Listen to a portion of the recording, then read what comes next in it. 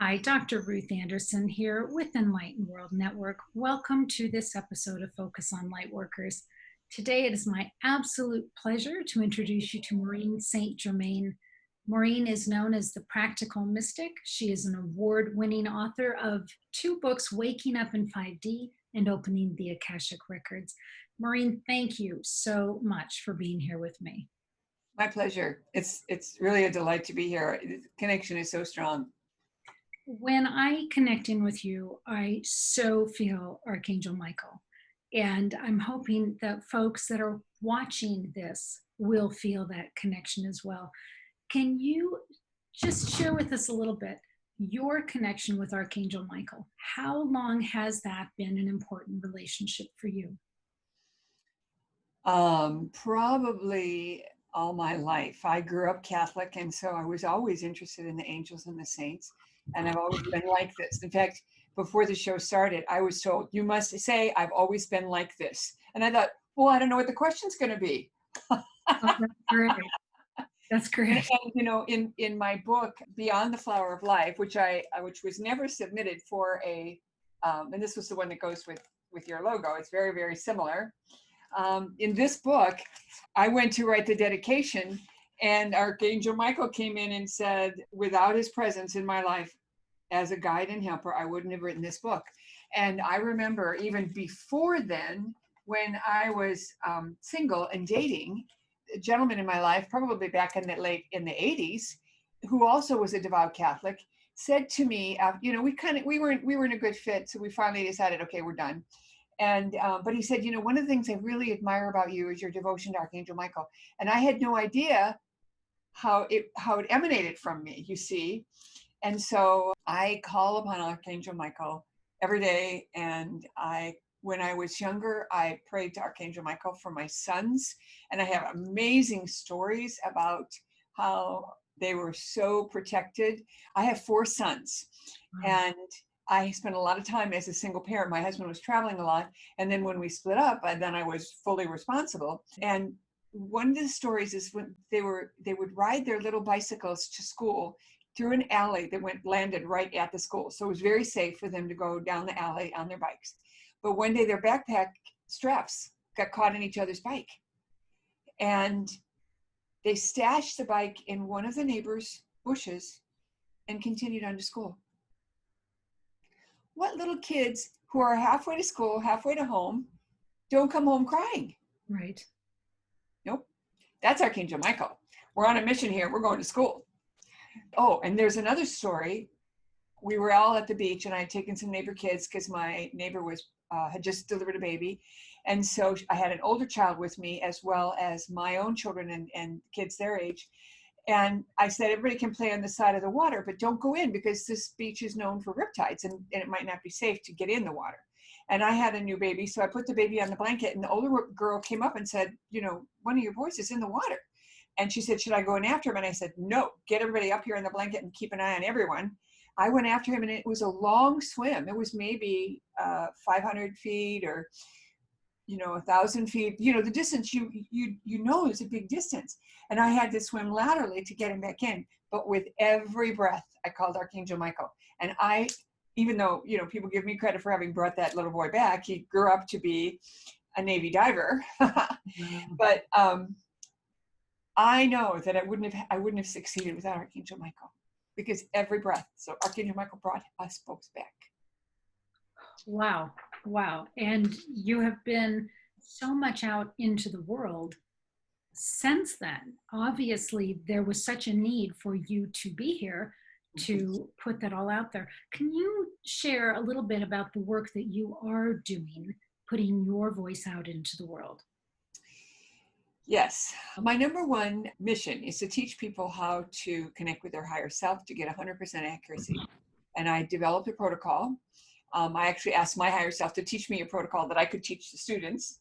So it's very left brain. It's very, do this, do this, do this. And in 6 weeks, you will have 100% accuracy. And no one will give you that kind of a protocol. No one gives anybody. They say, well, you can kind of sense it, blah, blah, blah. That's not what I do. I teach people real tangible ways to connect with their higher self in such a way that they don't have to trust it. They know. And my favorite phrase around this is, you trust that I'll show up for this meeting. You know the sun's coming up. There's a difference. Trust says there's a possibility it might not work. Knowing, it's like knowing that the sum of 2 + 2 is 4. We know that's so. And that's the difference. When you know your higher self, then when your higher self gives you information, you can validate it. Is this my higher self? Yes. Okay, great. Let's do it. And the thing that happens with this protocol, and it takes 6 weeks to do the practice, follow the 3 simple rules.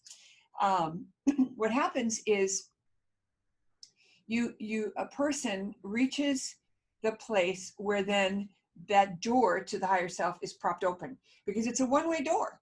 And when we keep opening it every day for our practice, and the practice period is asking unimportant, insignificant questions and being willing to have fun and to be playful. And you're not being playful if it's important. So, and you're not being sincere if you're asking something that's important, because you're not willing to do the other thing. So I have some great stories around that. The time the woman in my class in China said, why would my higher self lie to me? And I said, what are you talking about? What did you ask? And she said, well, I'm a vegan. And I asked my higher self this morning if I should have meat. And I started to laugh. And I said, you broke 2 rules. And she said, what do you mean? And I said, well, number 1, are you willing to have meat? No, that's why I figured my higher self had lied to me. And I said, but you asked, you're in a practice period. You're supposed to be playful. Okay. And of course, the second rule is she asked something that was important to her. And that should have been fairly obvious. And those are, the way you're not being playful. And then on the other side of that is the story of a woman who came into class wearing a very unusual combination of clothing and jewelry. And you know how we women look at each other sometimes and we think, oh, that's a great top, or I really like her necklace. We might not say anything because there's maybe people around, but we're noticing, and we're kind of giving it a little bit of a stare, but not in a bad way. So this woman noticed one of the other students giving her that look, and she stuck her finger up and she said, don't even ask. My higher self dressed me today. Oh, that's so And everybody just cracks up, It was really cute. Really, really cute. I love that story. I love that story. So, Maureen, your website is MaureenSt.com, and it really is such a plethora of opportunities just waiting to be examined. You've got interviews. You did a beautiful interview with Barbara Marks Hubbard, and some of the comments on there, which I just loved, had to do with, she said something about knowing for yourself, what is your deepest heart's desire? And then what is the unique genius in you to realize your deepest heart's desire? Have you asked yourself those questions? Yes. So my deepest heart's desire is to be of service to others in a way that helps them be the best they can be, to help them step up. So that's my number one mission, to elevate people. And I had been searching for my mission for many, many years, when someone who I had traveled with a group, I was part of a tour group of people that didn't know each other. And the organizer said to me after I came back, I had left the space because I was not feeling well, but I said, I'm going to be back if I feel better, because I want to go to the next venue with you guys. So he said to me when I came back, he said, Maureen, he said, you don't realize it when you're here. He said, but when you left, it was like the lights went out in this place. He said, you light up the room with your joy. And so that's truly my mission, to bring joy everywhere I go. And of course, have fun, Wow. Because that joy is an expression of having fun. And the joy comes from knowing you are loved, and knowing that all is right with the world, even when you know at another aspect of yourself, well, we could use some improvement here. It's a little bit like mother's love in a way, because when you have children and you observing them misbehave or get in trouble at school or whatever kids do, you don't hold that against the child. You might say, okay, you're on KP for a week, but you don't you don't love them less. You love them just as much, if not more. So it's a little bit like that. You get to that place where you are so in love. So my deepest heart's desire is to help others feel the love and the joy that I feel. And what is the unique genius in you that helps you realize your deepest heart's desire? I think that's the answer, that I've been like this all my life. I don't know the answer to that, other than to say that I've always been plugged in. I've always been plugged in. When I was a little girl and other kids would be reading comic books, I was dragging out the lives of the saints. And if you had one of those books in your house, my mother's copy was, like this thick, and it was gold leaf on the outside. It was a really special book. But I was like, I got to have more of this. I kept glomming onto it. And one day it wasn't in the bookcase. And I remember looking for it, thinking, well, where is it? And as soon as I posed the question, I saw in my mind that it was in a closet on a high shelf. So I went to the kitchen, got a chair, climbed up on the chair, in the closet, pulled it down. And when I was done, I put it back where it belonged, not where she had put it. And of course, my mother never hid it after that. I'm sure as a mother, she was thinking, she's really going to tatter it up. And I'm sure my mother, can you imagine? I hid it and she pulled it out and put it back where she wants it. My mother was very plugged in as well. And she had stories that she told also. So I grew up in a household where this was fairly normal, and my father was also plugged in, but he didn't talk about it as much. And they took a course together one time, the Silva method. It's been around a long time. And Jose Silva was the man who started it, but they took the class from Jose Silva, and they brought me an autographed book. And one of the things that they learned how to map the body. And my father said in the class, when when they were practicing with people, he was practicing on a woman who had cancer, but she didn't know it. And he wasn't going to tell her. And so he kind of turned it off because he didn't want to be the messenger. And that's one of the things that's really hard to do, to be the messenger of information that you don't want to convey. Usually when people are in that place where they're asking, they already know, they already suspect. So there's a way around it. Right. Wow, interesting. I know that on your website, it does mention a membership program. What do your members receive from that membership? So in the membership program, initially, when we started a few years ago, we did video training with me on each of the chapters of the book, Waking Up in 5D, so that people could get supplemental material for, getting a richer understanding or richer participation in that information. In addition, we have a monthly meeting with me, and they can ask any questions they want. And so whoever shows up gets to ask whatever they want. In addition, I offer a teaching. And in that environment, I offer a teaching. Sometimes we do a meditation, but I work with whatever comes through. And it's always juicy and rich because people have very interesting questions. And a lot of times the questions fill the whole hour. And if it doesn't, then I have a teaching ready to share with them. So, they have that personal time with me. And even though, we have a very good sized membership, the people who show up, everybody gets a voice. If you want to ask, you get heard.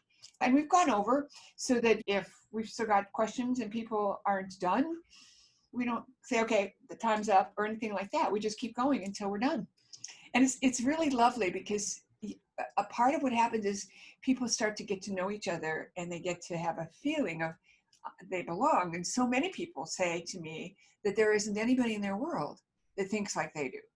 And I'm very fortunate because I have surrounded myself with people who think like I do. Maureen, as a spiritual leader, how do you see that impacting you and your role as a parent? I think that at the personality level, the temptation would be to proselytize to my children.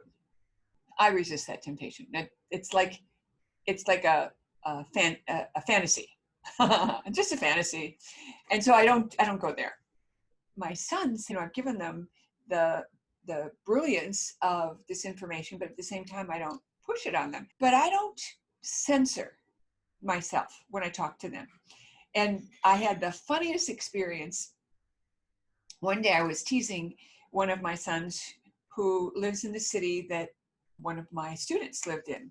And I often came to Chicago where they both were. And these two men had become friends. They're about the same age. And so now I'm making a joke and I'm saying, well, when I come to Chicago, Seth is going to let me drive his Beamer. And the innuendo is there because, your sons don't ever think you know what you're doing, right? And my son, with a perfectly straight face, looked at me and said, well, he must not have checked in with his higher self before he told you that. So even though he's not participating, in the way I'd like him to, or the way a lot of the people who study with me do, he's getting it, he's doing it. And for him to make that joke was just hilarious. And I just burst out laughing. I do feel strongly about a lot of things politically, and I am concerned for my offspring's welfare. And to that end, I do send them articles once in a while, but I try not to make it a point of discussion so that they're not feeling pressured that they have to choose between getting along with me and the fact that I'm holding a belief system that maybe they haven't signed up for. At the same time, I've made it pretty clear where I stand. And I had a spiritual teacher whose daughter ended up taking care of her at the end of life. And the daughter had the complete opposite belief system and proceeded to cut the mother off from all her students and all her connections. And it was very tragic for me to see. So I'm in a place where I feel like I can maintain connection with my constituency enough that would never happen to me. I pray for that. As a parent, I think because I taught my sons to always tell the truth, and that was like a number one rule. No punishment if you tell me the truth. That's a very good incentive. If I find out you've lied, there's two punishments, mine and the school. So that's really, really big. And I've also taught my sons the art of generosity of spirit. And I'll give you an example, which was really blew me away. One of my sons was moving out of a place where the neighbors were not easy to live with. And he deliberately set up the movers to come to clear out the basement. It was like a duplex, to clear out the basement early in the morning when he thought the neighbors would be sleeping, so they could get that part, the more public area, cleared out before that person got up. And then they'd do the rest of it later in the afternoon after they offloaded the first load. The two movers that were supposed to come and help him, and he had other helpers as well, called like at 7 a.m. They were supposed to be there at 6:30. Called at 7 and said, oh my gosh, we overslept. We'll be there by 8. And he says, we're going to be done by 8. Are you guys okay? Was anybody in an accident? Is anybody sick? That's what he said to them. And they said, no, we just overslept. And he said, don't worry about it. I'm so happy that everybody's okay. Show up at 3 o'clock like we were planned for the second part, and we're good. Brought tears to my eyes. And that's when you know your offspring have learned what you have expressed without necessarily, hitting them over the head with it. Yeah. That's a beautiful story. I think my sons they listen when I tell them, I got a piece of information and you need to pay attention. And in one case, I had a very serious vision and shared it with the son that involved. And he was in that scenario and didn't realize it. And then all of a sudden it dawned on him, wait a minute, this is a match for what she told me. And so he decided to do something different. And the whole thing changed. And that whole scenario that I had, quote, predicted or seen didn't happen. And it involved life and death. So it was pretty serious. And it was amazing to both of us. And it's not the sort of thing that you can talk about, but it was pretty profound. And he got it. The other thing as a parent, I will say, and I say this to all the parents, when your kids, your adult children, call you to tell you their drama, because they do, it's not your job to solve it. You did that. You did that. You did your train. You gave them their training when they were home. Now that they're on their own, your job is to be cheerleader. And that's hard to do. Take off your mom hat, set it on the side, and now put on a cheerleader uniform. That means you say, good job. I'm proud of you. I'm sure you can figure this out. You always make good decisions. That's really hard. And like I said to one of my clients the other day, I've had times where I've said that to one of my sons. And then as soon as we hang up, I scream. I said, screaming's allowed, but not to them. As a parent, I truly appreciate what you're saying. So, Maureen, one of your members came to you with what became the 12 points of highly focused light. Could you talk about that opportunity Yes. of delving into the 12 points of highly focused light that you offer folks on your website? Yes. First of all, the woman who came to me is a member of my year-long intensive. And it's a big deal to belong. And the training we do is very high level. And we go through a lot of important, powerful activations to elevate people to a whole new level. And she received this information in a meditation. And I checked in and got that, yes, to act on it. And with her blessing, took it forward. She would never have taken it forward. But so in a way, it was a collaboration. And that's why I don't want to take credit for something if it's a collaboration. I want people to get credit. So in her case,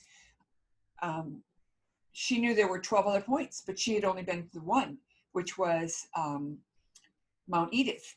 And she had never heard of Mount Edith in the Canadian Rockies. And she had to look it up.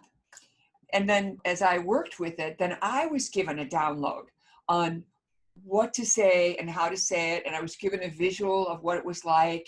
And then I wrote the music and tuned into what was happening. And then I invited everyone who received it to give me feedback. Well, that part's been amazing because I've been getting very specific feedback on very specific locations. So for example, in Alaska, one of the people who has been giving me really solid information that I can validate, she said, I was taken to Juneau, and then I heard the word fjord. And she said, I never thought of a fjord in Alaska. I always thought of them in Scandinavia or Sweden. And sure enough, there's a place called the Tracy Arm Fjord. This meditation is still in what I call beta format. And what's going to happen is I will release it again, probably next month, hopefully by September 1st, with all the specific locations identified. And then here's a link to this place, here's a link to that place. But that's going to be amazing. And then the intro will change slightly because I'm going to be able to list, instead of just saying Alaska, I can say Tracy Arm Fjord in Juneau, Alaska. And that helps people kind of go there. And astoundingly, how many people have been to these sacred places? And what a gift. What a gift. What a gift. I was fortunate this morning to spend time with that meditation. I actually did it twice because it spoke to me so much. So Maureen lists 10 places that are known to be sacred sites where there is an immense amount of God energy infused into that site. And she walks you through that experience of going to that site and really having a download of that God energy and bringing it back to where you live, that you can then share it out. I personally spent time in Alaska and New Zealand this morning. Nice. So I can speak to the physical effect of doing that meditation. I truly felt it on an energetic level, and I can't wait to go out into nature and go about my day and see how that emanates from me. So that's just one example of the things that you can find on your site. Yes, I do have a lot of free stuff on my website. I have a monthly blog, and that usually has a meditation that's tied to it in some way. And each month, sometimes it's a brand new meditation, sometimes there's something else that's in my larder, let's say, that we sell. And so, but during this month, it's free, like that. And then I also have a free meditation that I do hope everyone will pick up. It's called Divine Government. And it's not political. It basically is praying for every leader at every level. So whether it's your boss at work or whether the head of your country, we're calling in support for them to make the highest and best choice. Because whether we like it or not, those people who are in power are in power. And until that change occurs, either the boss gets fired or there's an election, that continues to be so. And what I often say to people in person, which I wouldn't say on the website, is, if I had a child that was doing drugs and experimenting and getting into trouble, and I was complaining to you, now there's nothing you can do about it, but you might say to me, well, I'll keep him in my prayers. So why are we not praying for the people we don't approve of? And the answer is, well, I wouldn't think of it. But now that you put it that way, let's do that. Right. And you have very generously gifted some of those meditations to Enlightened World to share with our viewers. So thank you. Thank you. My pleasure. My pleasure. I'm so happy you're putting them out there for people. Absolutely, we are. So Maureen, in my work with Archangel Michael, there is always an element of my being stretched to take on something new, to learn a new skill, to reach out to someone I don't know. I mean, I am personally being stretched in so many directions. And I find that folks that come on to Enlightened World and our presenters are also being stretched. Do you find that Archangel Michael continues to stretch you in? Oh my gosh.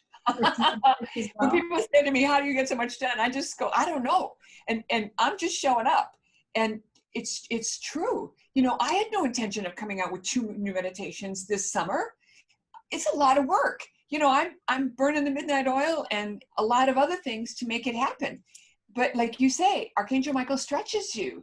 And, one of the things that happened to me early on, probably in the late 80s, I was on a vacation with a boyfriend, and each of us had our 11-year-old sons with us. And we came into this town, and it was so interesting that the setup that pulled us into this town. And we were just going to spend the night and then get back on the road. But we were in the top room of this little hostel, and Archangel Michael came for me and escorted me out the skylight and into the streets and into the local cathedral. Now, so many cathedrals in France are called Notre Dame, and this was no different. It was a Notre Dame. And he took me to the church and walked me through it, and then also took me to the crypt below. And so at breakfast, I said, I'm not leaving town till we go to that church, even though we weren't planning on doing that.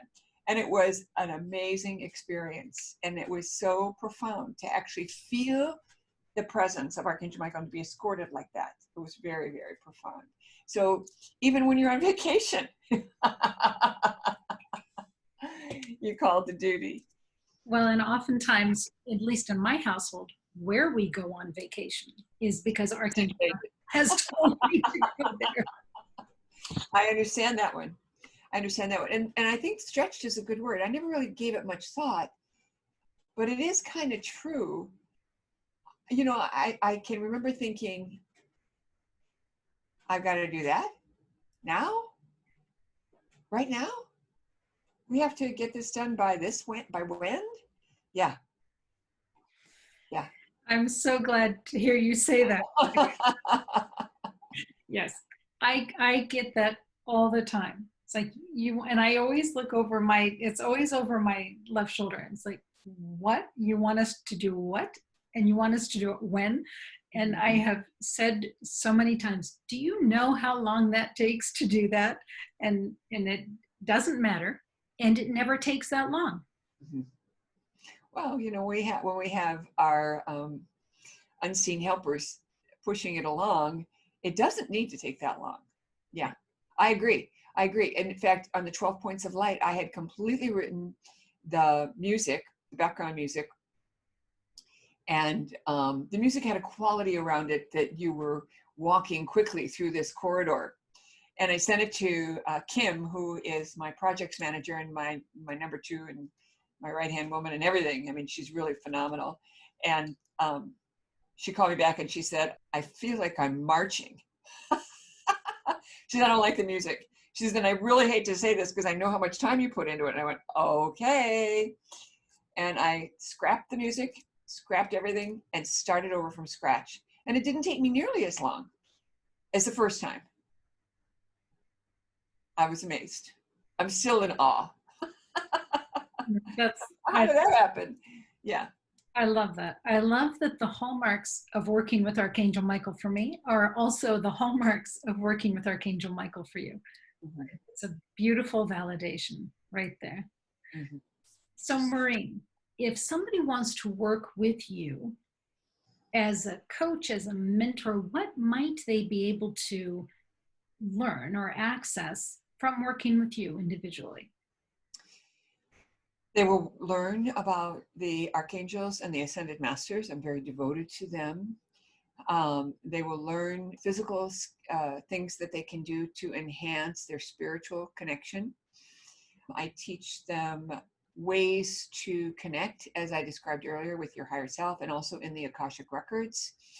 I also am the conduit for initiations that they can receive that will also elevate their process. In the case of my year-long program, I like to focus specifically on what's going on for that person and then take whatever they got and then magnify it. Most recently, with the Lion's Gate, for example, many people are doing ceremony. And as you listen to this, you may have done ceremony as well with the Lion's Gate, but now to understand what is it that we did? What is it we brought in? And part of it is this merging of third, fourth, and fifth dimension. And they told me it was the magnanimous dimension. Now think about what magnanimous means. Now, third dimension is this place of polarity where we're looking at things from a right and wrong, good and bad, left and right kind of energy. Fourth dimension is this portal, a nexus. And so it's high emotion that takes us quickly into a lower place or quickly into a higher place. So our highly emotional moments, whether someone died, we lost a job, whatever it is, can often elevate us and catapult us higher. And then fifth dimension is this place of non-judgment. Now, this place of non-judgment doesn't mean you're looking at that person and saying, God will take care of them, because that's still 3D, because we're still holding a space for them to get punished. Where in 5D, we're not looking at it that way. If your offspring comes in your house and does something that they're not supposed to, I don't have any opinion about that. I feel bad for you, but I don't really care one way or the other, whether you punish them or discipline them or whatever. You see what I'm getting at? And that's 5D. 5D is you're unattached to those kinds of outcomes. Now, how do you merge it all together? How do you hold on to your 3D experience without being polarized by it? And that's the magnanimous dimension. And magnanimous has such a cool meaning. You're open, you're generous, and you're allowing, and yet it's expansive. I would never have thought to do that. So then that became part of the information that went forward. So I know that everything that happens to us happens on divine timing. Do you have any idea what's coming up next for you? A number of things. And when you talk about divine timing, I tell people that there's 5 possible choices for every decision. And again, this was all channeled through guidance. 2 below grade, which, anybody's listening to this, you're not even going there. And then 3 above grade. Well, once you realize that there's 3 possible good choices,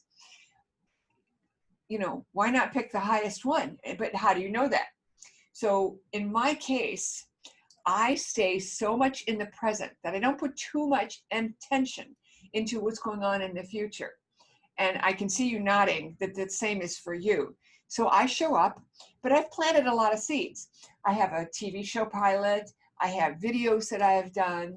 I've got a couple of books coming out. The Beyond the Flower of Life is going to be re-released in the spring.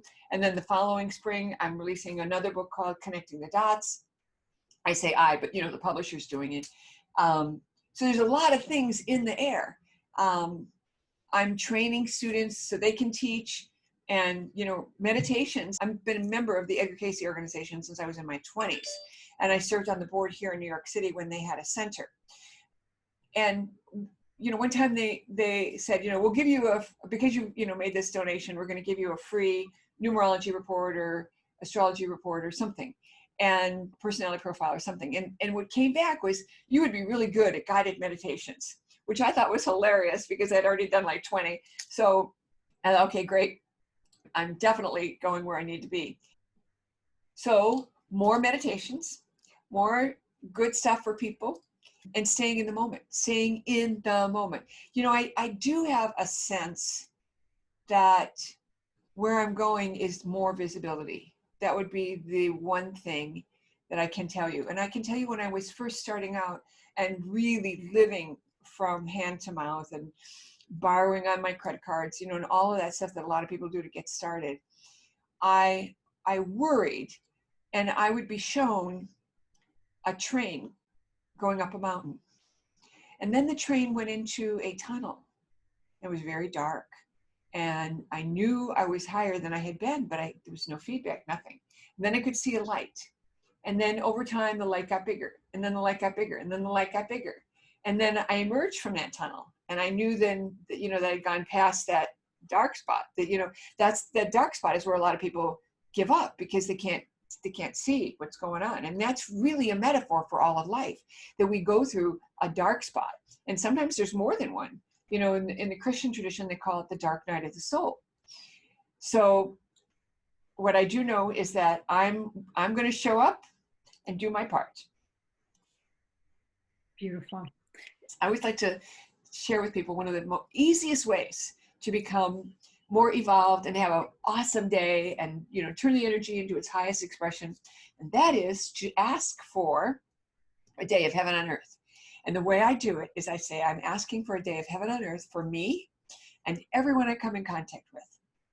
And then the magic just expresses. That's a beautiful gift. Beautiful parting gift from Maureen St. Germain. Fabulous.